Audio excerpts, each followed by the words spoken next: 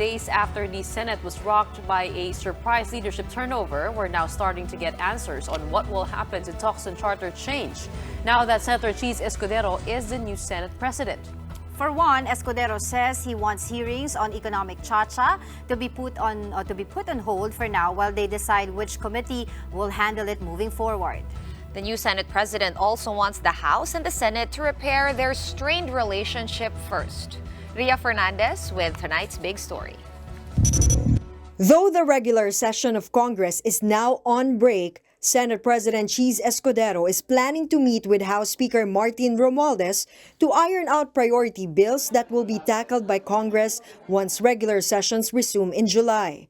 On top of the agenda is talks on economic charter change, which remains pending in the Senate. For Senate President Escudero, word wars between the two chambers on the controversial measure must first stop before discussions resume. Sabi ko sa kanya, mag-usap at magkita kami sa darating na linggo marahil para mapag-usapan una sa lahat ang relasyon ng Kamara at ng Senado na sana maayos, wala nang palitan na maanghang na salita. The relationship between the Senate and House turned sour due to the push for a people's initiative to amend the Constitution, which some senators believe was started by some congressmen.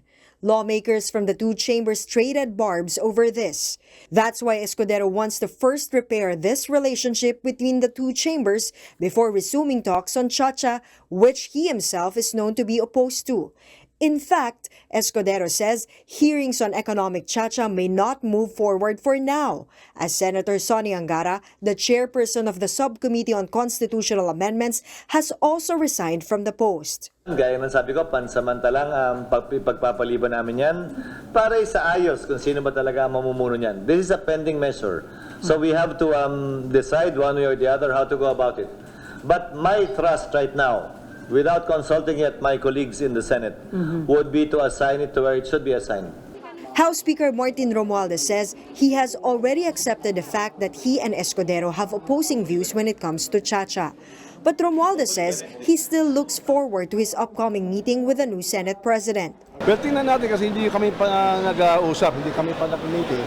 But yung hangarin lang po ng House ay economic reforms and economic amendments. Yan ang pinakamaganda sa demokrasya. Lahat yan pwede pag-usapan, ipupulong-pulong natin, makafocus tayo.